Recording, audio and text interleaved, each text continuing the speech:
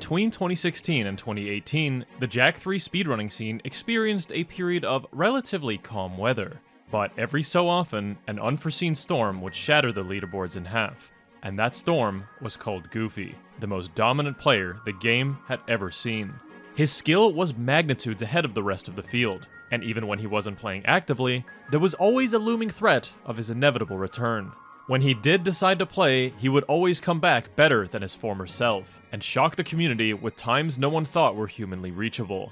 Keep in mind, Goofy was still just a teenager. His future growth and potential as a player was seemingly limitless. A true prodigy of our game. After his incredible world record sweep at the start of 2017, he faced very little competition for the next 2 years. There were really only 3 minor cracks in his armor, with the first coming from me in all missions, where I would continuously keep a stranglehold on the record throughout this time. The second being a little bit of competition from Yonda in No Oob, who ended up snagging the record for a few months. And the third coming from a new player called Wotan, who was proving himself to be the next great hero mode player. Despite Goofy's records being challenged in 3 separate categories, he was still universally viewed to be the game's greatest runner. He just didn't always have the drive to play and grinded in very short bursts. But when the controller was in his hands, damage was going to be done and records were going to be set. The No Oob record going into 2019 was his 41:30, set on November 25th, 2018, the cleanest run the category had seen by far. Nobody else was really in range to try and push for his world record. But the game was still seeing some play. On January 8th, 2019, Jak 3 would once again find itself in the spotlight at Awesome Games Done Quick. This time a solo run done by myself. To be sincere, I'm quite surprised GDQ accepted the run, seeing as the 2016 race wasn't done too long ago and there hadn't been all that many changes to the route. My final time of 44:28 was only 33 seconds better than my time set in the 2016 race. Considering there was new time save to take advantage of, this run was by all means a worse display than what Bob and I had showcased 3 years prior. Despite that, this run was incredibly well received, seeing praise all across social media, and nearly doubling the view count from the 2016 race. What had happened to make this run so memorable was that we focused our commentary on humor and good chemistry. We essentially just winged it, casually joking around the entire run. It ended up working out in our favor, and I'm glad so many people enjoyed the run. But truth be told, this approach was entirely a coping mechanism for me. I had very little motivation to grind Jak 3 leading up to the GDQ run, and the best time I could get going into the marathon was a 42:50, a time that was a minute and 20 seconds away from first place. This is a near identical situation to my ESA 2013 run, where I felt this pressure amounting from within that I just wasn't worthy of showcasing the game unless I was number 1. The real reason I wasn't able to put more time into preparation was because I was having a very difficult time battling mental health. 2018 and 2019 were not good years for me. It was a period in my life where all of my eggs were in one basket, and that basket was called speedrunning. Nothing in my life captured my passion and drive quite like it. I loved it so much, in fact, that I was still doing it nearly every day despite starting over 7 years ago. But I was becoming an adult, and it seemed like my days of streaming and grinding attempts were numbered. There comes a point in everyone's life where you just have to get a job. Most people just accept that this is a reality of life, but some refuse to come to terms with it. Many talented up-and-coming skateboarders are often faced with this ultimatum where you know you're good enough to get signed, but who knows how long that could take. You can be one of the very best in the world at what you do, but to turn it into a career, you still need luck. Being incredibly passionate about a niche sport or hobby is not fun. Friends and family who had your back growing up will now suddenly question your decisions if it doesn't seem immediately monetarily viable. You will be called stupid, reckless, and impulsive simply for taking the riskier path in life, a path that is called pursuing your dream. And speedrunning was my dream to pursue. It may seem like a complete waste of time in the eyes of others, but speedrunning and the community surrounding it fills me with purpose. Even on my worst days, I would still engage with speedrunning in one way or another, but I had to face the facts that it was a niche hobby, and to pay the bills, it probably wasn't going to work. These years where I was figuring out what to do with my life now were filled with an overload of stress and anxiety. I'm going to work. First day on the job. Without any warning, I felt thrusted into the adult world, and in response, I started isolating myself more and more. There were a handful of times where the itch to play Jak 3 again resurfaced, but my head was way too clouded to make any attempt at a return. I needed to make some kind of change going into 2020. My only friends during these trying times were people who I met through speedrunning that, of course, lived in other countries.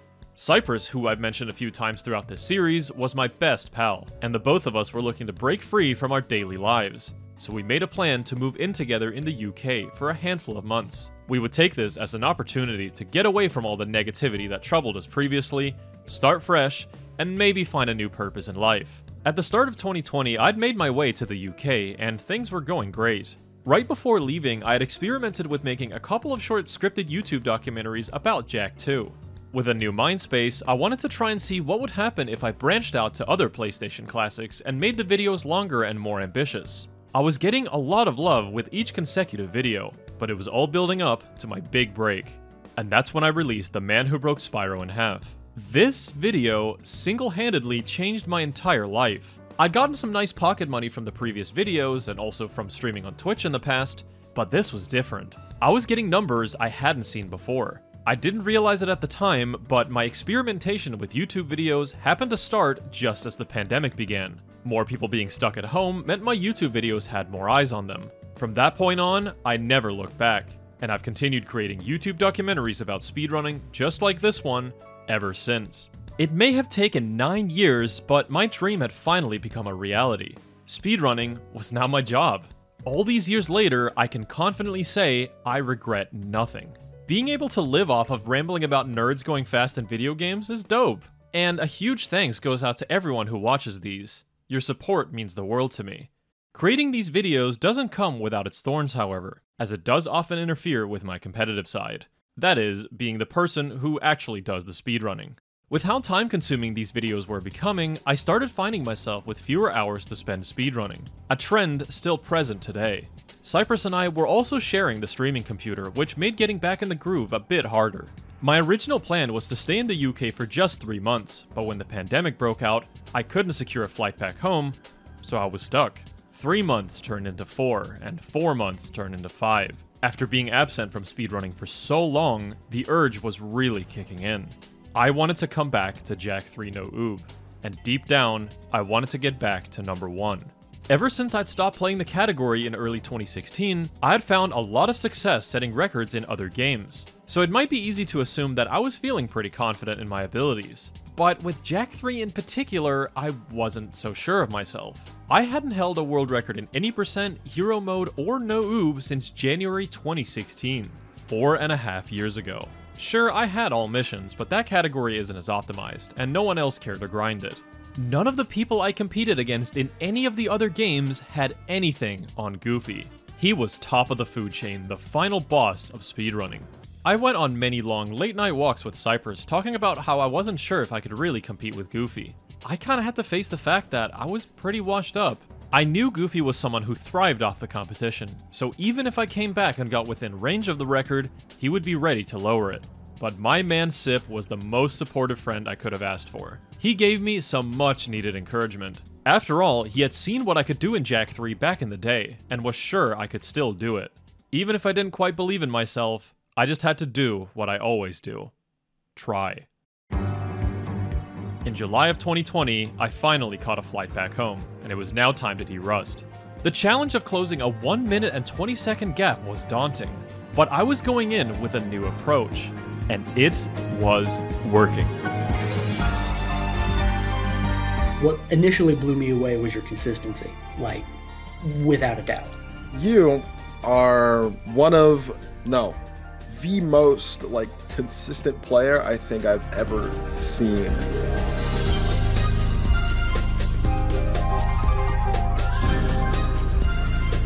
I'll fucking take that. Yes! I'm back. I still got it. I still got it.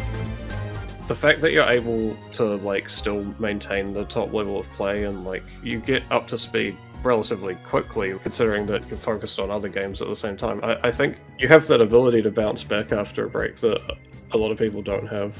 I feel like one thing is always true when it comes to Jak 3. You're always there when you want to be. And despite how, doubtful you may get on yourself, I think there was always just everyone who kind of believed you could do whatever you put your mind to. After only a few days back to the game, I had surprised myself with my rate of improvement. I was PBing damn near every single day, and now I had found myself with a 41. Aiding me in my journey was a new jetboarding technique discovered by accident in this clip from Wotan. 3, 4, 5. Whoa, I can move. Whoa, what was that? Wait, what did I just do? I can move while I'm in the air. Wait, can someone clip that real quick? This is the freefall, and performing it is very simple. After initiating a hover and dropping it, you simply mash the X button. This will make Jack do the wall kick animation, which allows you to freely steer the jetboard as you're falling.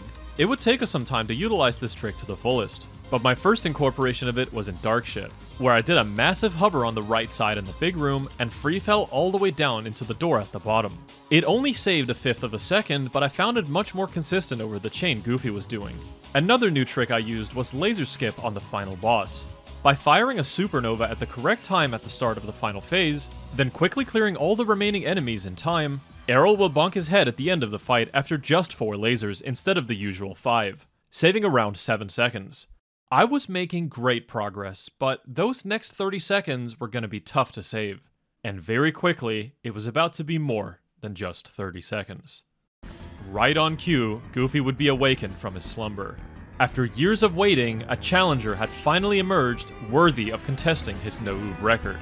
The Intimidator was back, and he was here to defend his crown.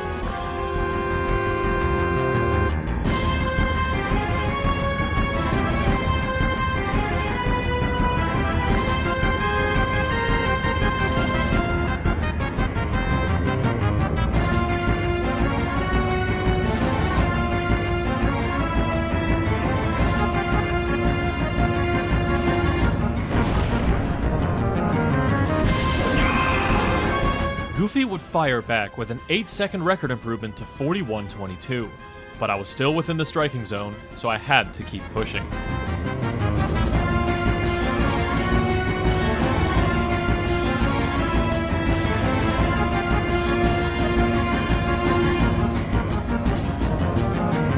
Let's fucking go, boys! 41.33. This was a near perfect run for my skill level. I had now found myself in a spot where I was within 11 seconds of the world record. Despite all my past doubts in my own abilities, I was right there, at the cusp of greatness. But Goofy, he had something to say about it.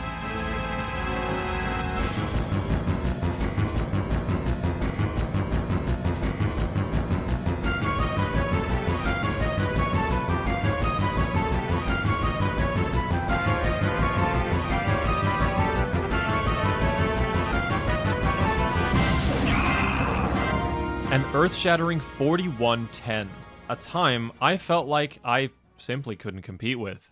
Goofy, once again, reigned supreme. I was of course a little bummed that I couldn't quite chase down the record, but I was happy to know that my skills were good enough to bring Goofy back to the game.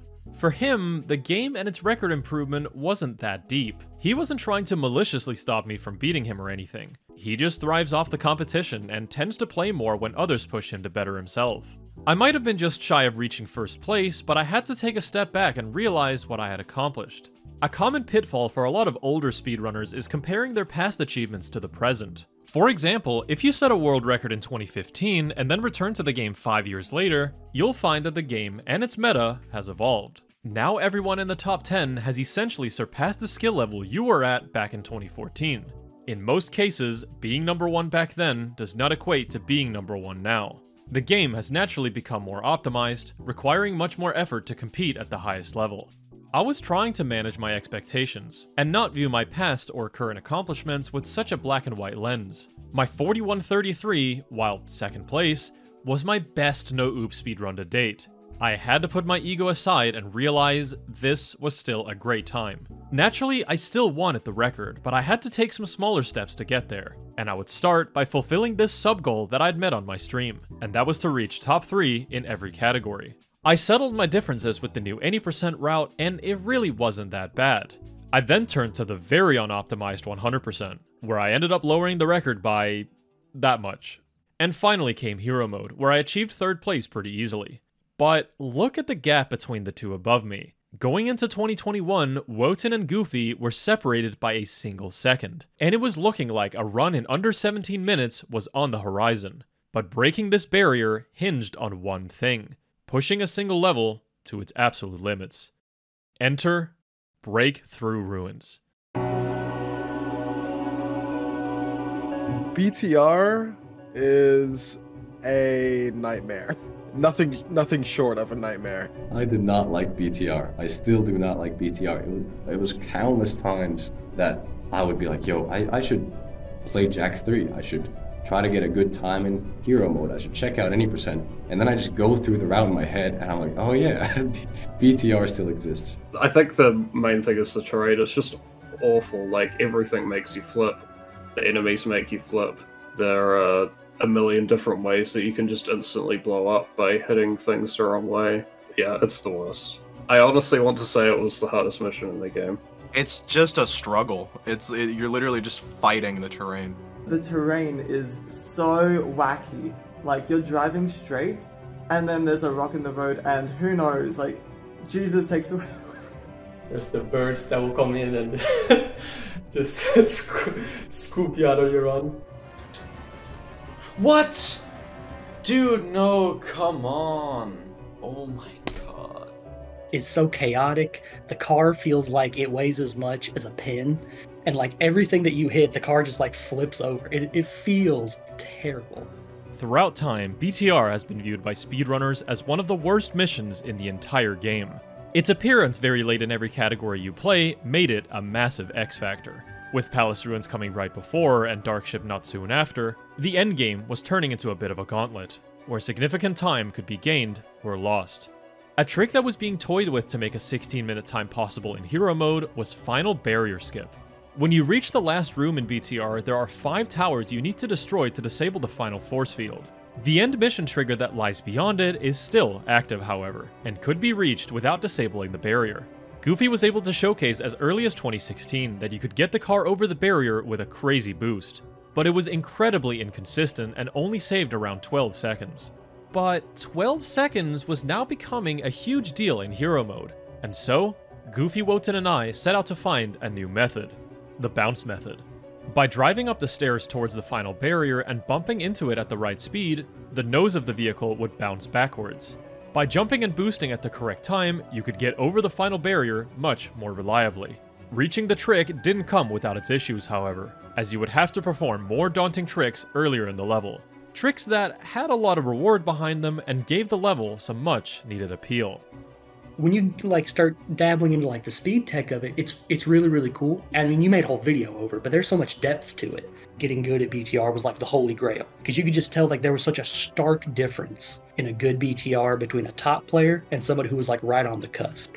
I don't know, I use that like mission as like a gigantic coloring book in terms of like where can I clip out of bounds just for like having fun, like in just like a different way. I really enjoyed like being able to like push the car to its limits and see where I could get out of bounds while the level was still loaded and whatnot, allowing me to like try and find time save. It was like one of the unexplored missions like starting out. It was one of the missions you could like play safe or you could play risky. There was like so many spots where you could play safe or risky, so if you wanted to go for like the top time on that, you'd have to go for all the risky stuff. Needless to say, that made it even worse. The race for a sub 17-minute time in Hero Mode was officially underway. Final Barrier Skip was just the time save we needed to make it happen, and it seemed like it would be Goofy and Wotan duking it out. I was still going to play the category and try to close the gap on them, but I wasn't expecting to get anywhere close. However, as the month went on, I found myself inching closer than I ever thought I could. And on March 29th, 2021, I was in prime position to do the improbable. Come on, I got it. Is this it? Oh, it's close. Oh, it's close. It's coming down to the last hit. Oh my god. It's flat or 59. Yes! Yes! Woo! Let's go!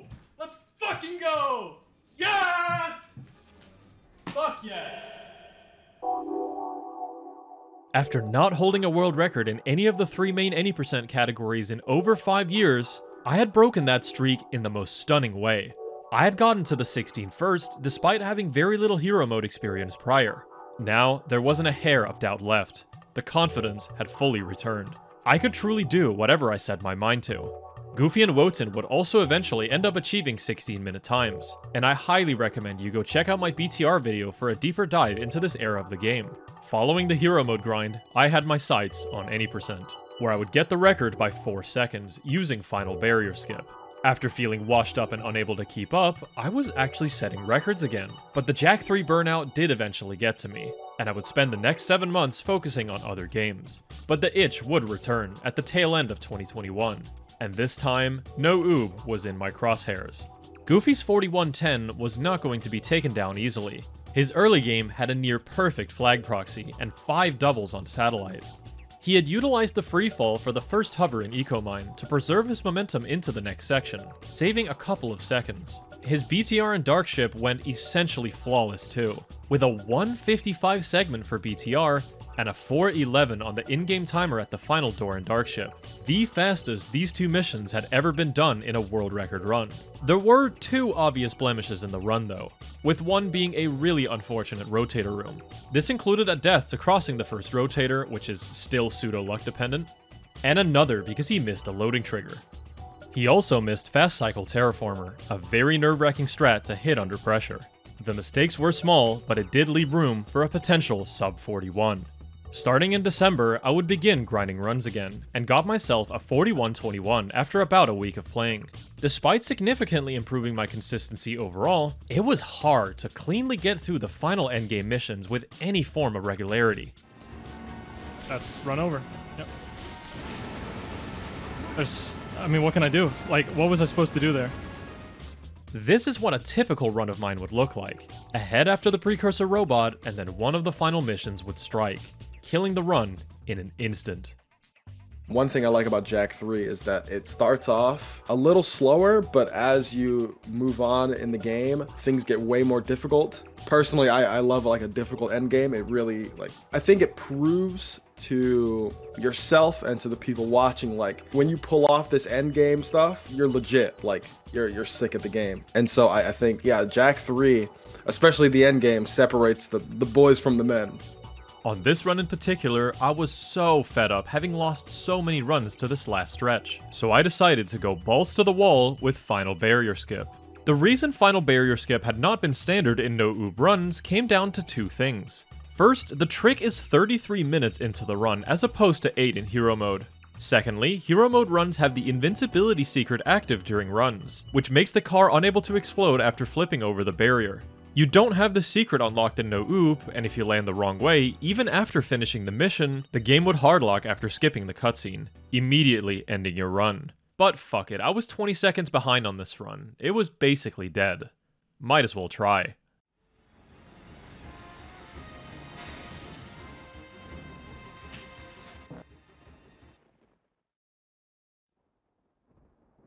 It's not over yet. As I hit the trick, I quickly turned off my monitor to hide my splits, a good way for me to control my nerves. Now, it was just me and the game. Whether or not it's fast enough, I don't know. I think so. I don't know. Timer's off. My whole monitor is off. We're gonna have to wait and see. Alright, we're gonna try this. That good enough?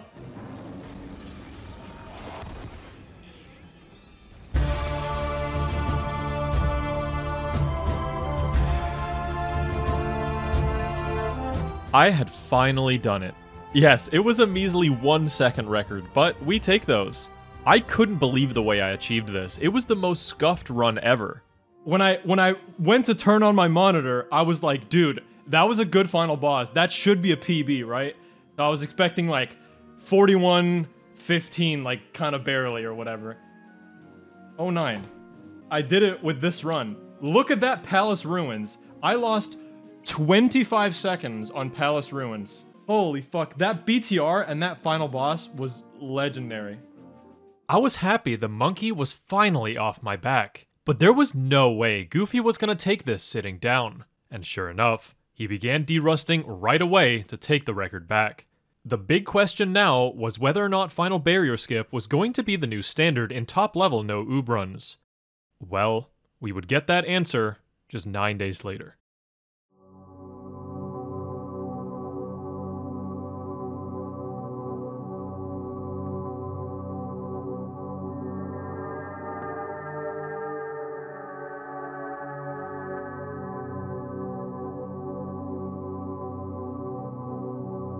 Goofy had dropped a bombshell. Not only did he beat the no-oob record by 7 seconds with 41.02, he had also achieved a new any percent record of 22.12, beating both of my current records. And to everyone's surprise, there was no Final Barrier Skip to speak of in either of his runs. He had beaten me without any fluky tricks.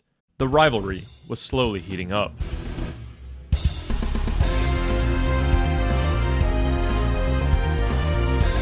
When we're talking about rivalries in Jak 3, right? The only one that comes to my mind is Ricky and Goofy. That is the rivalry. Okay, there is absolutely no greater one. Goofy, once again, very confident player. Nails a lot of difficult things, right? He's always been one to also like not be too formulaic. He's sometimes just swagging out, even like actually just crazy pace runs. He's just so confident. He's a force of nature when he wants to be, I guess.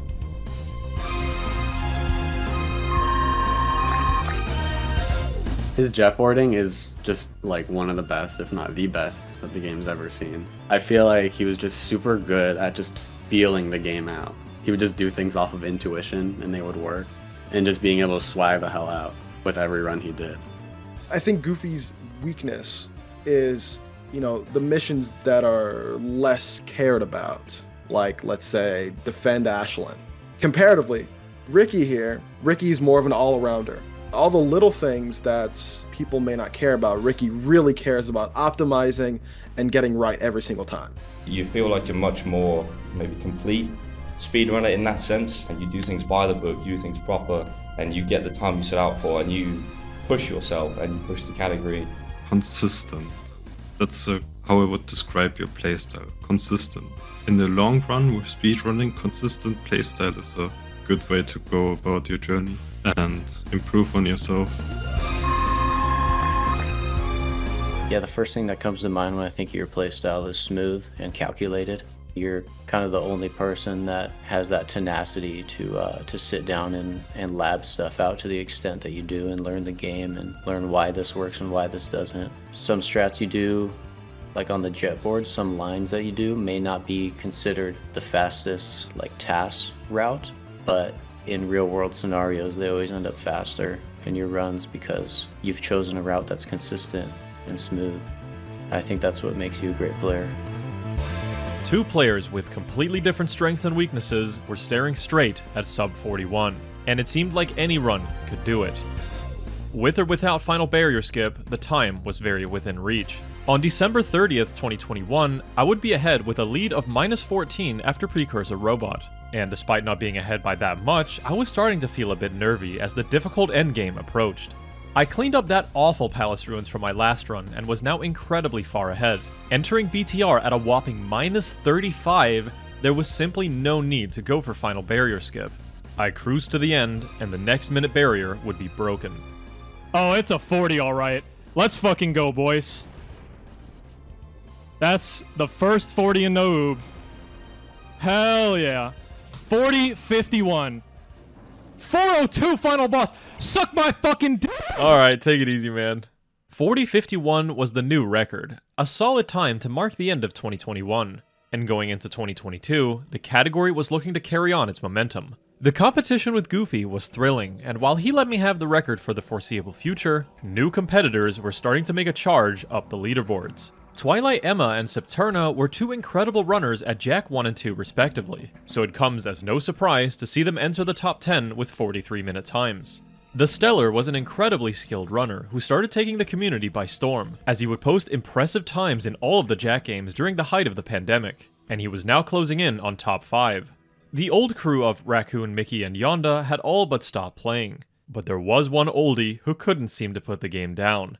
It was the return of Bob.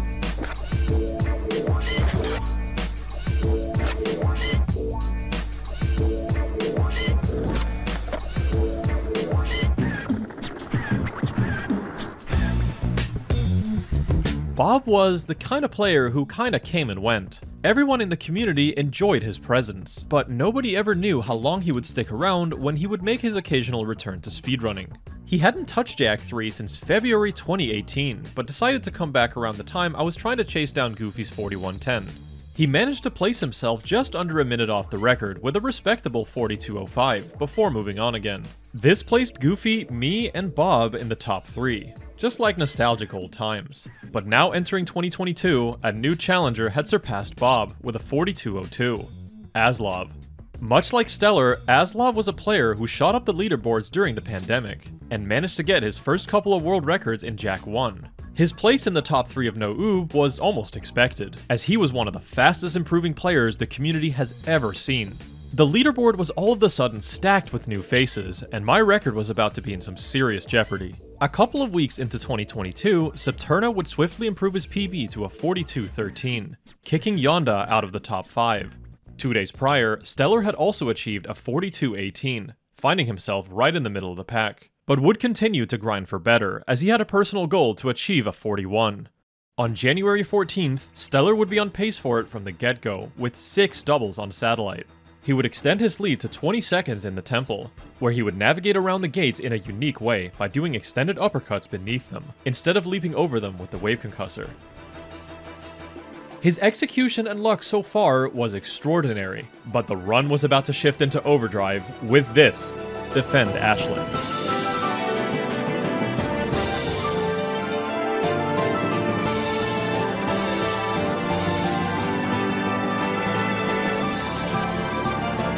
A 129.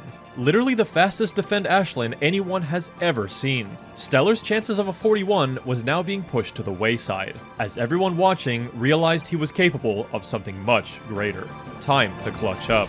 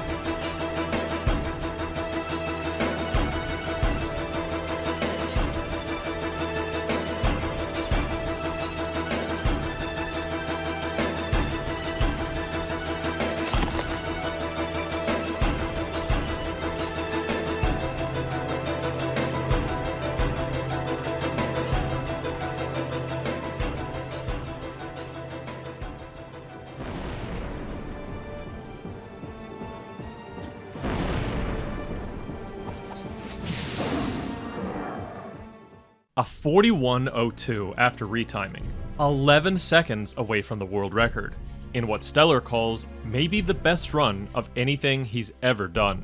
And yeah, no kidding. He had jumped all the way from 7th place to tying Goofy in 2nd with a single PB. Yeah, I was just trying to get a 41. I didn't expect to get a near world record, but I knew I was good enough to get at least within like half a minute maybe, or 45 seconds. So I got the good RNG, I played well, and then I managed to carry it. And I don't know, I just played out of my... That was definitely an overperformance for sure. I got some good luck in there, but you know, a good run is going to have good luck with a good performance to match. It felt really good when I got it. It felt like a really sick run. This is just one of many incredible underdog stories within Jak speedrunning history. Stellar, a runner who was simply going for a 41, almost skipped straight to a 40. The run could have been a 40 or maybe even world record had the run featured flag proxy. He purposefully omitted the trick from his attempts in order to reach his goal of a 41, and while it was definitely the right thing to do, it is fascinating to speculate about how low a run could go if it included all the fastest strats and had no mistakes. Speedrunners do this literally all the time. I mean, even Stellar said his run would have been a 40 without missing laser skip at the very end. This run might have not been the pinnacle of the game, but it does show two things. That the ceiling is always further away than you might imagine, and that anyone can make history if you capture the moment. Stellar may have not made it to the 10-player table with his magical run, but he was damn close, even if it was unintentional. Only time will tell who will rise to the occasion in the future. The sudden burst in activity for No-Oob would continue throughout the spring of 2022, and new discoveries would be found that either saved a tiny bit of time or added consistency to the run. Did you know you can actually shoot the Kangarats? Yeah, you can, and the game still counts them as collected, just like eating them with the Leaper. The idea of shooting the rats was an idea that was thought of as early as 2014 by Qatar. He suggested that it could be theoretically faster if you could snipe each rat from range with the blaster mod, but it just didn't quite seem viable for runs due to the lack of any kind of aim assistance from the weapon. However, Qatar would revisit the idea in 2021, and I would collaborate with him in hopes of finding something consistent. Eventually, an improvement would be made to the first and third rat. In this video called Kangarat Strats, I begin the mission by turning the camera at a 90-degree angle to the side, as the rat doesn't run away from Jack if he's considered off-screen. I then pull up right next to him and blast him with the scattergun, skipping the Leaper's slow eating animation. The third rat could be hit from distance with the blaster mod, although the lineup is incredibly jank. If hit on the first shot, you can save about 3 to 4 seconds, but it can also go horribly wrong, as seen in my record, where I actually lost time from going for it. Goofy would finally crack the code as to why you would sometimes randomly die against the robot sentries in the circle room. He made an explanation video detailing that the wave concussor shot when roll jumping into the middle needs to be released in a specific position depending on which of the sentries aggro Jack. For example, if you get targeted by the left sentry and release your shot on the left side, the trick would work as it should. However, if you release the shot on the right-hand side, you will create too large of a gap between yourself and the sentry, and you will get killed before the shot can even reach it. This knowledge was greatly appreciated, as now, no runs would die in this occasionally pesky room. A new runner called Xanderful was glitch hunting in Haven City and was fooling around with one of the orb hunt side missions in the Canals District. This is a challenge that shows a brief snapshot of a golden orb that you need to track down and collect before the timer runs out. Instead, Xanderful started the challenge and flew into the nearby tunnel leading into Palace Ruins using debug mode. The timer strangely disappeared, and none of the enemies or breakable walls loaded in. As we've seen in the past, removing the enemies makes traversing the level much easier and slightly faster too. Unfortunately, due to the setup required, this wasn't actually faster. But it wasn't that much slower either, so it could perhaps be a solid strat for beginners. No way. Wait, what? What did I just discover? Does the checkpoint spawn in? How cool would that be? Oh, it doesn't work. No.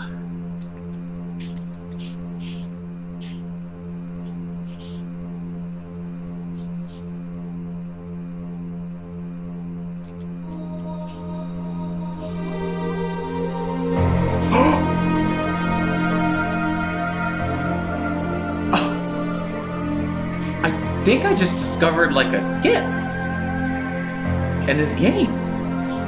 Wait, what? Was that, do people know about that? Like, that's gotta be something people know about. I don't know what just happened. After years and years of efforts from some of the greatest minds in our community, Xanderful, a relatively new and low-key runner, had found BTR Skip. It was seriously one of the most impactful discoveries in the Jack series. The reception, however, was quite polarizing. Thank God. Just thank God, man. Like, No-Oob BTR, it honestly I felt was just kind of sleeper unless you went for like Final Barrier. A lot of people will disagree with me on this. I think that's one of the best things that ever happened to Jack 3. Most of the time when a new skip gets found, like, I'm pretty like excited and it like makes me want to play more, obviously. BTR skip in particular, that was a little more saddening, I guess, to see go. I was ecstatic seeing BTR skip. I mean, so happy. I don't think I've ever been happier to see a mission like go down the drain. And I know a lot of people don't share that opinion, but I can see it the other way too. So, yeah.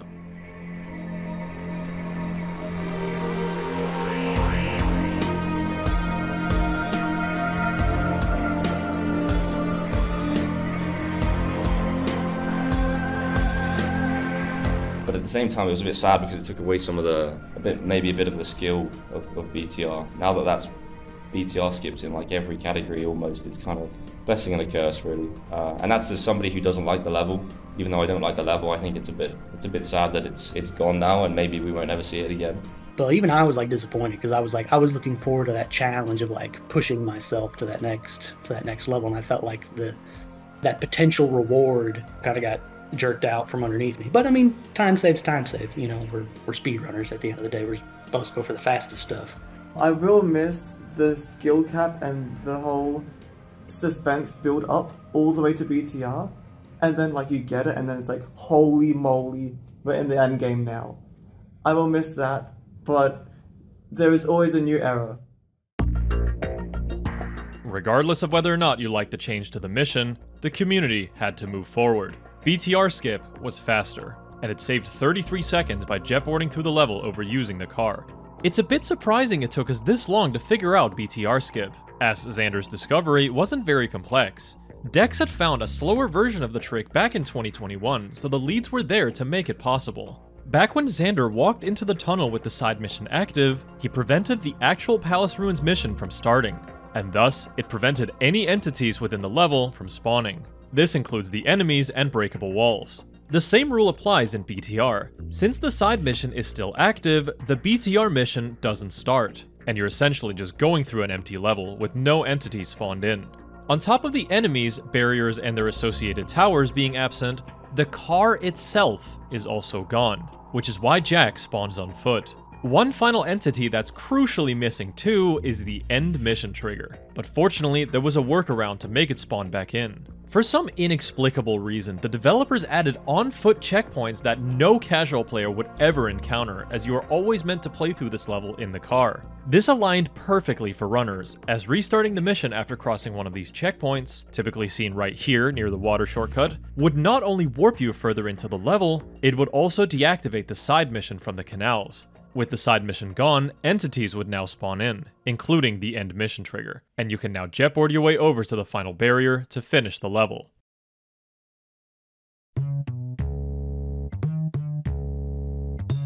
This had huge implications for future Jak 3 runs. BTR skip was the biggest discovery No Oop had seen since Dex Warp in 2016. Despite not immediately finding a liking to the skip, Goofy and I had to face the facts. Jetboarding through BTR was the fastest strategy, and there was no turning back.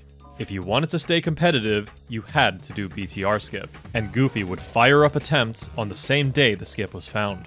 In order to do BTR skip in his runs, Goofy had to grab at least 4 skull gems sometime during his run to pay for the side mission in the Canals district. The most easily accessible gems seemed to be in this crate stack during Kangarats, a small 1-second detour. Heading into BTR, Goofy's run wasn't looking all that great, but he nailed the new jetboard movement with relative ease, which was more than enough time save for a new record of 40:46.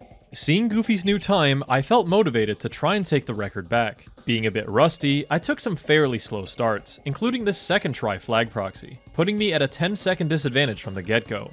I would keep bleeding time to my 40:51, but I knew I could make it back with BTR skip.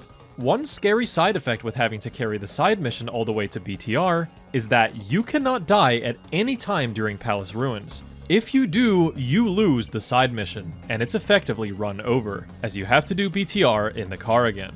In this run though, I managed to gold Palace Ruins, and the time save in BTR was just too great. I ended up with a 2-second record improvement, finishing at 40:44. I would continue to chip away at my time to try and get a run on level with my old 40:51. On April 8th, 2022, I would get the record down to 40:22, and then to 40:19 2 days later. Both of these runs were bordering on sub-40 pace, a time I believed was now possible, and wanted badly. I had a run that could have had a chance at a sub-40, but I got a rare softlock in the second room of Darkship. I had seen this happen maybe once or twice before, but the cause of it happening was not understood. Either way, just one of the many weird ways you can lose a run. It's difficult to put into words just how much BTR skip had put a fire underneath everyone. I mean, skips were found all the time back in the game's early years, and with No Oop being a more restrictive category, a lot of us were assuming that the game had more or less been solved. Now with BTR skip discovered, it was anybody's guess as to what more could be out there. 2 of the 3 holy grails of the game's early days were now found. If only robot skip was somehow possible, the game would feel complete.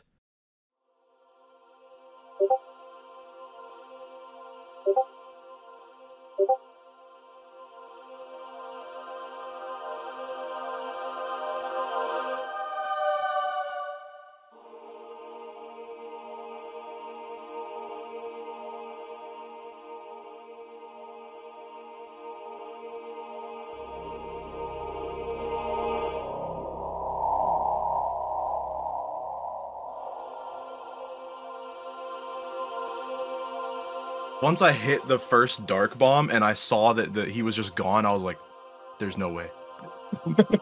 There's no way, dude. And I'm like, does it crash? No, it doesn't crash. Immediately went to the elevator. There's no way, there's no way, there's no way. And then the elevator cutscene played and I'm like, dude. I mean, we just had time save, BTR was gone, and everyone's still like on a high from that because we were like, oh my gosh, we thought it would never be done. BTR, it's gone. And then all of a sudden, Zyphus is like, we could skip robot, and everyone just lost their mind.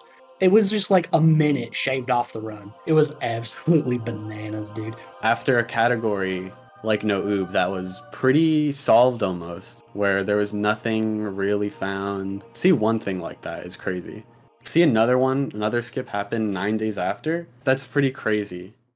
On April 12th, 2022, Zyphus would discover the coveted precursor robot skip. And yes, you heard that right, it was found 9 days after Xanderful had discovered BTR skip. Just the most unlikely set of events ever seen in the history of the game. The trick itself wasn't overly difficult, but admittedly a little wonky. After defeating the enemies in the first phase, you need to hover up onto the robot's head. Afterwards, you need to use Dark Bomb in either of these specific areas. Otherwise, your likelihood of sliding off the robot and dying is pretty high. It also needs to be used at the correct moment, right around the time when the fourth pillar comes out of the ground. If timed correctly, you hit all 3 minecarts at the same time. The cutscene plays, and once skipped, you are placed on the arena with the robot missing, but with a full health bar. While this does avoid doing the entire fight, there is a small caveat that makes the skip not as powerful as we may have initially thought. When entering Haven City, the side missions that we normally purchase for BTR skip are not unlocked. These become available to you after you beat the precursor robot, but if we go ahead and check the pause menu after doing robot skip, the mission is not considered completed. There are 3 cutscenes that play after knocking the minecart down onto the robot's head. One from phase 1 to 2, one from phase 2 to 3, and the final one when defeating him. When the third and final cutscene plays, the flag that considers the mission complete is flipped. But when using Dark Bomb at the start of the fight, you're still in phase 1. Therefore, only the first cutscene will play, and the flag is never flipped. This inability to buy side missions now played a huge factor for Palace Ruins and BTR, as there were now 2 competing routes fighting to be the most optimal. The first one was simply to do robot skip and then going back to doing Palace Ruins with enemies and BTR in the car again. But the second route did something a bit more strange. The idea was to do robot skip, then walk down through the tunnel into Palace Ruins, get percentage warp to unlock the side missions, then walk back out and perform BTR skip, forcing you to walk through the tunnel a total of 3 times. After some very thorough timing, this was proven to be the most consistent route going forward. The other route had the chance to be faster by about 10 seconds if you did final barrier skip, but you would need a perfect Palace Ruins with enemies and a flawless BTR in the car, which was not something anyone considered smart to do. After a long drought of massive time saves for No Oob, 2 game-changing skips would alter the landscape of the category. Even with walking through the Palace Ruins tunnel 3 times, robot skip still saved around 40 seconds, and combined with BTR skip, we were looking at a bit over a minute and 10 seconds of total time save. Sub 40 was now extremely lenient for Goofy and I. Any average run that would nail both of the skips were for sure gonna be it. There's something about that Jack 3 channel in the Discord where any second Goofy could post some crazy ass time, just some nasty time, and he'll post that time and we'll never even know he was playing the game. On April 13th, 2022, 22 hours after the discovery of robot skip, Goofy dropped a screenshot of a Jack 3 No Oob speedrun in 39:59. A milestone that was perhaps a faraway dream some years ago. but now a reality with the help of the new discoveries. Knowing that his time was still very improvable, he would continue to play throughout the evening, and 6 hours after his first sub 40, Goofy would annihilate the endgame.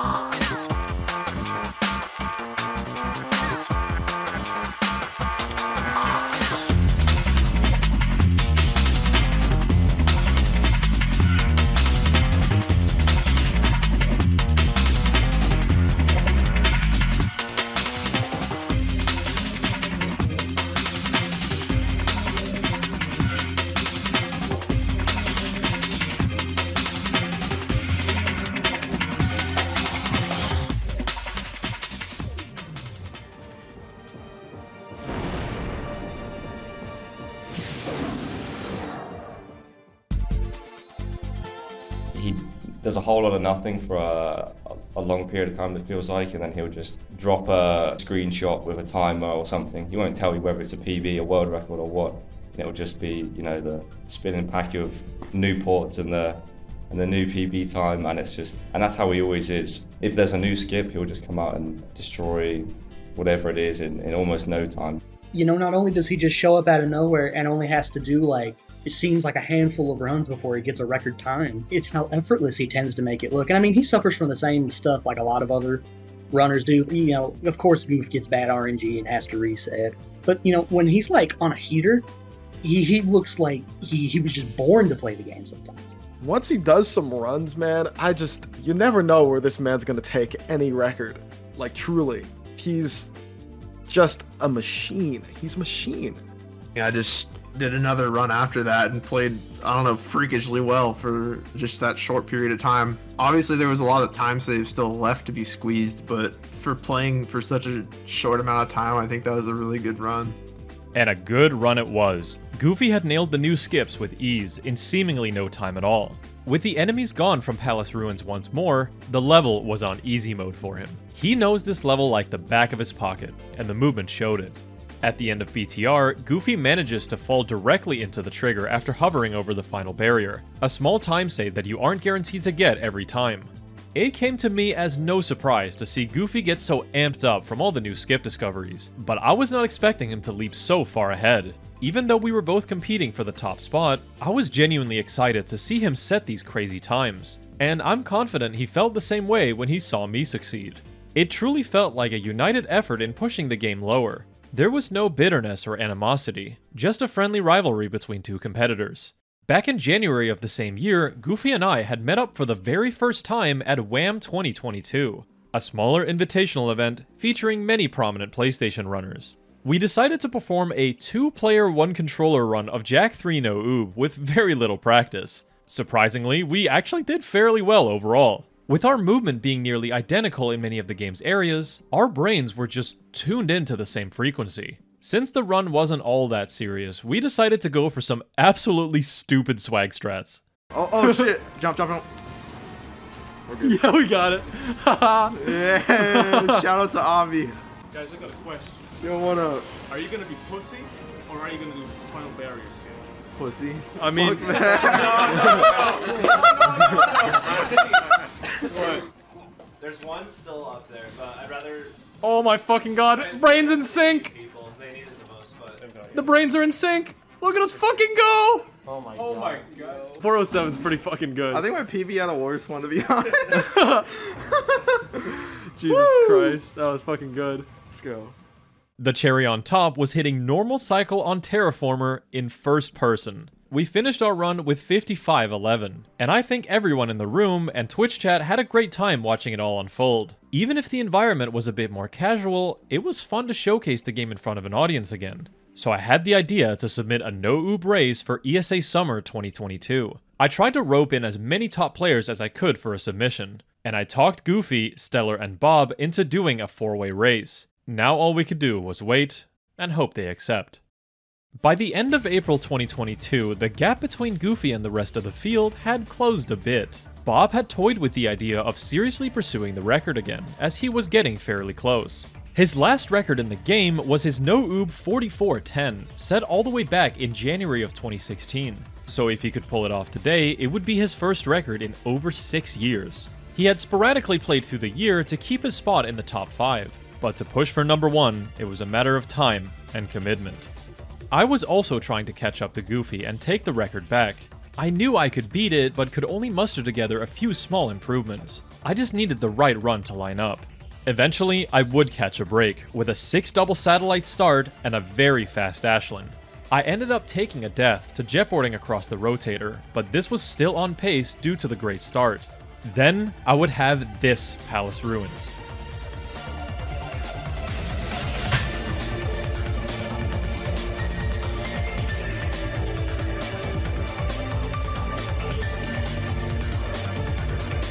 .413, very nice.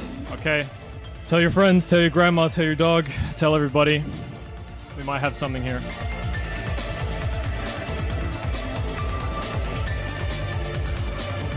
Oh my god, this is it, boys. This is fucking it. Oh, finally. The Frankerz's were coming in at full force on the final boss. Despite a few errors throughout the run, it was still a new record. Maybe better than that. Oh, am I miscalculating something? Oh, I'm heavily miscalculating.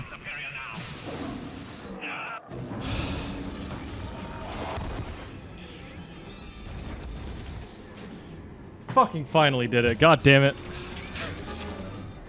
A 39-25. Not a bad run by any means. But still, there was a mistake or two that made me feel just that little bit unsatisfied. Oh, thank you, Goofy. Goofy, your fucking time was so hard to beat. That shit took fucking so long. It's interesting to reflect on how eerily similar Goofy and I had become at this point in terms of playstyle. Fact of the matter was, to beat each other, I was learning from him, and he was learning from me. We would analyze each other's play and elevate the game by continuing to copy what the other person did better. Our playstyle differences were slowly melting together as my speed with the game was increasing, and Goofy's overall consistency was growing. On Bomb Train, the spacing in our side flips after the first grind rail is very deliberate because of the uneven terrain. We both time an exact amount of jumps to land on this specific stone slab that allows us to extend a front flip across the gap, where we do a big launch jump side flip to clear the next section. Our jetboarding in Palace Ruins is also quite comparable. We might have some slight differences in our spacing, but fundamentally, we grind the same railings, side flip in the same areas, and take the same lines. However, we do have our own preferences when it comes to things that can be done in multiple ways. In the Dark Ship Big Room, you can see Goofy do his left side chain, whereas I do the high hover to the right. When collecting the tokens, I would take the right side route, whereas Goofy was comfortable going left. After Subrails 1, Goofy pops his Lightjack shield immediately, whereas I do it in the cutscene. And in Volcano, we both have slightly different ways of getting to the end trigger. I feel like the biggest difference between you and Goofy was just the presence. Not that Goofy was, you know, like trying to be like super elusive, but that's just how Goofy is. Goofy was elusive, and you were almost the opposite. You would stream your runs all the time. You were there to tell us your journey. Like, we were seeing the journey, the progress. We didn't see that with Goofy. When you're aspiring to like push yourself, you don't know like, well, where do I kind of fall in that line? Do I have to be like offline no mic to get to that point, or do I have to like, can I fall more in like your line of things where you're almost in like still, I use the word content creator mode in a good way, because like the fact that you're able to balance that on top of running at a very high level and anything that you like put your mind to is crazy to me. And so the fact that those two branches exist, and not only exist, but they're like competing at really top times, at like probably in the highest level of the game. And it's this really cool contrast. Even though our methods of showing our runs to the world were vastly different, Goofy and I were no doubt two ultimate players in the making as a result of our fierce rivalry. The leaderboard may have been the most active it has ever been, but the cold truth was that nobody was getting the no-oob record unless your name was Ricky or Goofy.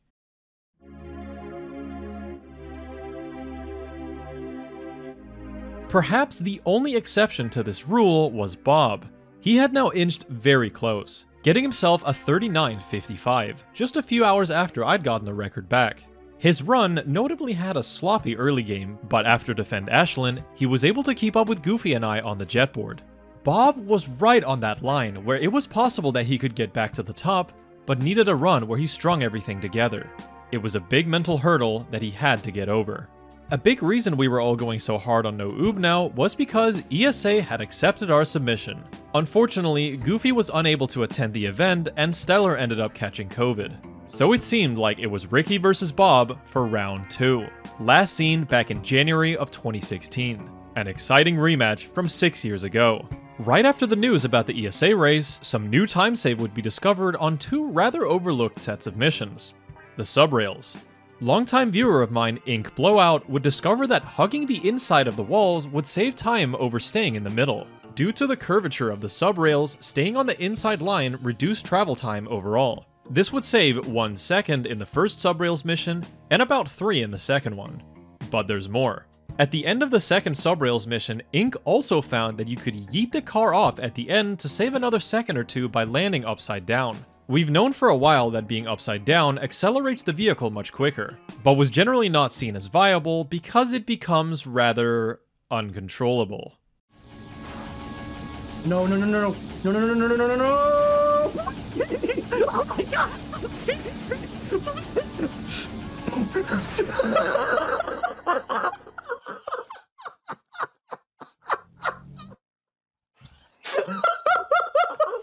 Yeah, it can get kinda nuts. This time save being found, while small, was starting to make the next minute barrier seem less blurry.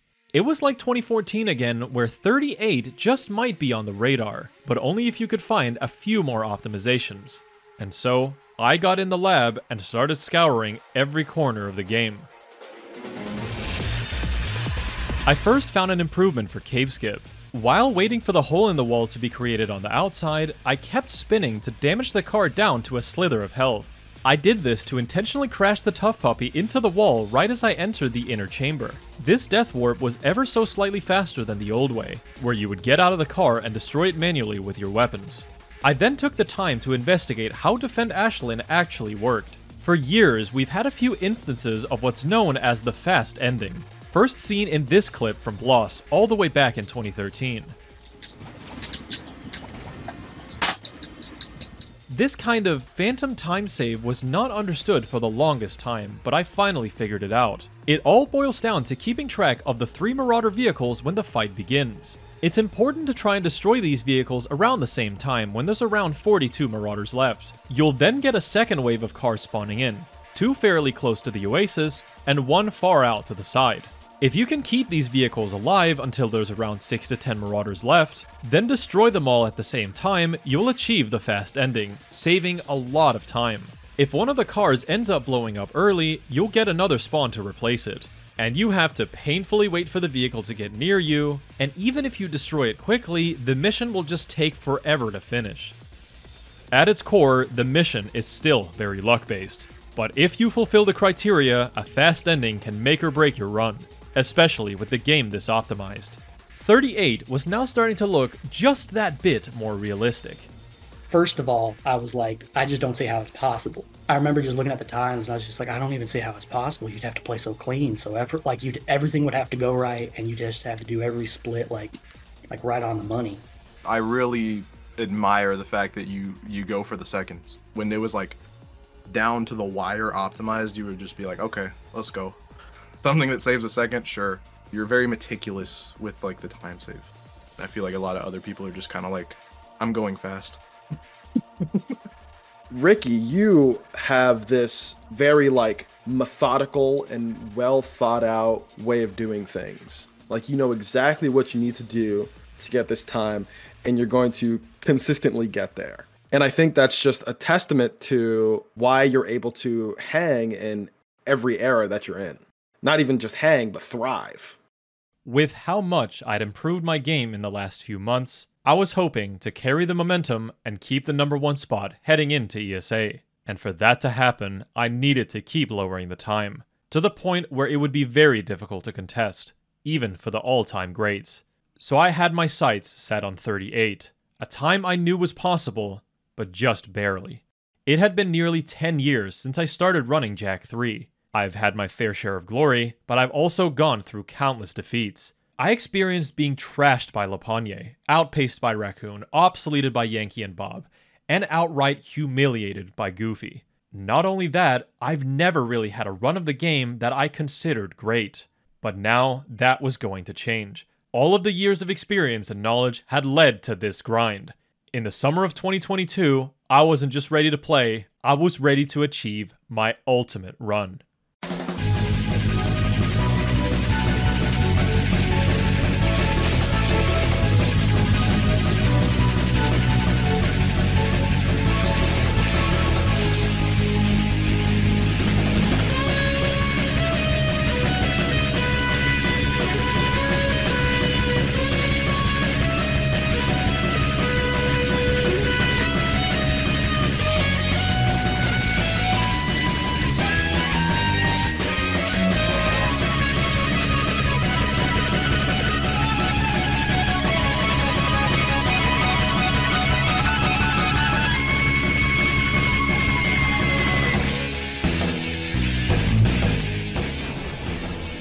No way.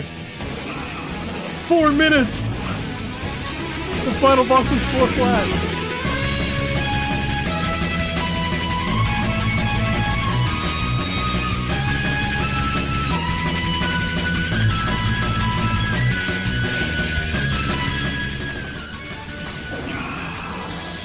That was a nail biter, man. Holy shit.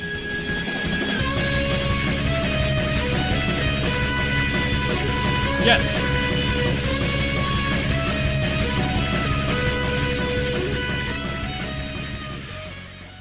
Are you fucking kidding me? Are you actually... Oh, you cannot be fucking serious, dude. That was 38 right there. Fuck me, man. That's such a dumb... I should have taken off the jet board. I was debating whether or not I should have done it or not, and I just didn't do it. What a brutal way for the run to end. One unfortunate wall bounce cost me the 38. And to pour more salt in the wound, the rare Darkship glitch would end any chances at a PB. Oh, we got the glitch? Did we not? Yeah, we got the glitch. Alright. Great run, y'all. GG. Great fucking attempt. Even Goofy, who was watching from the sidelines, felt my pain. It hurts losing these kinds of runs. All I could really do was get back on the horse.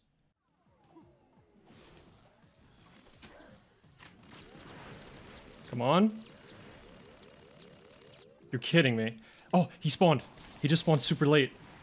No, that wasn't him? Alright. Well. We got it again, y'all. It happened again. Happened again. I don't know why this fucking happens, but it happens every fucking time on a good run. I even slowed down on the ramp. There is no way. Another 38 pace run into Darkship, but the stupid glitch that I thought was rare, by the way, had gotten me again. The worst part was, this run ended up being a 39-17, where I lost 20 seconds in Darkship. Just ridiculous, man. This glitch was happening to me on the most important runs of my life. This time, I couldn't just ignore it. I had to figure out what caused this to avoid any future runs dying here. I went into a Discord call with several Jak runners and we figured out that one of the Flying Darkmaker Hornets was getting stuck underneath this platform and then despawned. It took us hours to even understand how this room worked, but after much fiddling around, I came up with some movement that would make him appear every time. Okay, so we finally figured out this goddamn room on Darkship, and I'm going to show you what we came up with. So what you want to do is you want to jetboard here, and then you want to do this jump right here, and then you gyro backwards, and that will work every single time. Also, this is faster, by the way, by like half a second maybe. But yeah, new setup, it works, and hype. Finally, with nothing in my way, I could continue my journey towards 38. But the game was doing everything in its power to stop me from getting there. This might be a gold. Look at the splits. Look at the splits. Yep. Yep. I'm dead. I'm dead. I'm dead. Fuck. That's it. That's GG. Oh, okay, I see.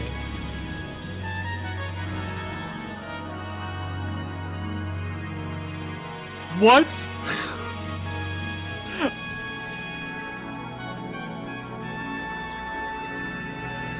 I've never, ever seen that. Dude, that's so unlucky, bro. What is this shit? Hello? Hello? Dude! Are you fucking kidding me? How much more of this could I take? Run after run would die to the dumbest things. I usually keep my composure somewhat intact, but this time I was really starting to lose my temper. Actually, scratch that. I was pissed off. This time, my blood was boiling. The game could try and stop me, but I was getting out of here with the run that I wanted. I had had enough of this game's shit. I was getting this fucking time.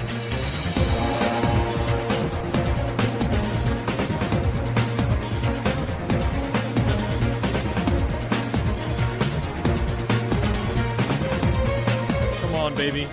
Come on, baby. Come on, baby. Yes.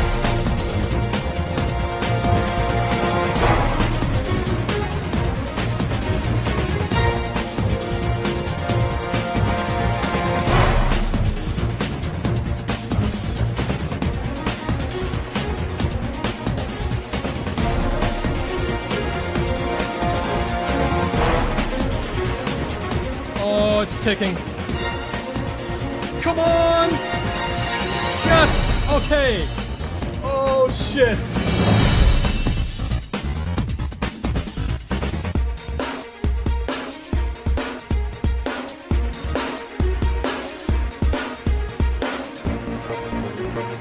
Okay, we got it.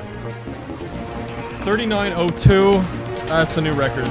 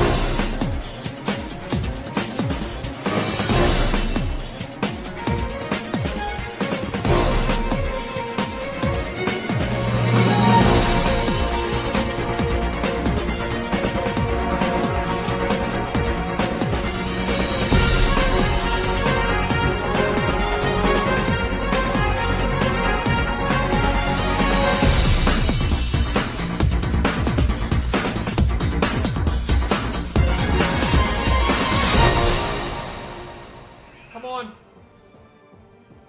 38! That's fucking it, dude. Let's fucking go. That's fucking it. That's fucking it, dude. That's fucking it. Oh, fucking did it. Fucking did it. Yes. Yes. It's done. It's done. That's it. That's fucking it. That's it. That's a 38 right there. That's a good one too. 38-52, baby.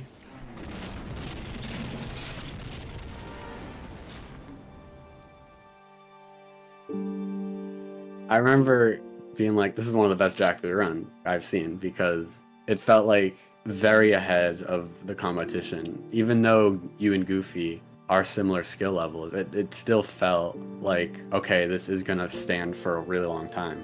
it felt like, here it is. Here's the future of Jak 3 almost. We always know, we've seen it so many times, that if you want a time, you're definitely gonna get it. It's really just not, it's just a matter of when. It was really inspiring, like the drive that you had to push for a time that seemed like nobody else could even touch. I don't remember what second place was offhandedly, but I remember it wasn't close. And whenever you got the 38, I was like, if there's not new time save, this isn't getting touched for a long, long time. And that's exactly what happened. I think that 38, even today, remains one of my very best speedruns ever. It was one of the first times where I felt truly satisfied. While I could go over what went right and wrong in the run, I'd like to take the time to zoom out and say thank you to everyone who was there for all the highs and lows during that grind. The fact that so many people around the world even cared about the game or me means a ton. There were people out there who took the time out of their day to watch me, go through it with me, and celebrate with me. I mean, I couldn't ask for a better community. And by extension, it feels like you, watching this on YouTube, took part in the grind too. It's difficult for me to talk about my own accomplishments in this way. I never want to come off self-centered, but I just want my story to serve as a form of inspiration. If we go all the way back to Era 2, we can see a young, insecure kid trying to find his footing in the world. I was always just that little bit worse than Lapagné, but over time, I started getting the hang of practicing and labbing the game and so much more. What I'm trying to say is that we all start somewhere. It's okay to suck at something. If you're passionate about that something, keep doing it. If my grind for the 38 motivated you in any way, that's all I can really ask for. Go out there, pursue your dream, and never quit. Yeah, call it cheesy, but I really mean this. Push yourself, and you'll get to places you never imagined. I promise. With my time, I was ready for ESA now, and Bob seemed to be too. He had improved his time to 39:47, so while I was definitely the favorite, Bob could definitely pull an upset. He kept submitting his runs with the comment, epilogue. Not exactly the tongue-in-cheek subbed your bish you usually expect from him. One can imagine he definitely wanted to get the record in this modern era, but I perhaps took the wind out of his sails with the 38. When you win in any form of competition, you will inevitably make someone else sad, and this did cross my mind with Bob. For him, it was a double-edged sword, where you're happy to see the game get pushed further, but at the same time, you wish you could have been the one. And I don't think there's anything wrong in thinking that way. But Bob couldn't linger on those thoughts, as he had a plane to catch. In 2016, I came to his continent to beat him fair and square. Now in 2022, he's coming to my turf. Was Bob gonna even the score, or was I gonna make it a 2-0 victory? Race in 3, 2, 1, go.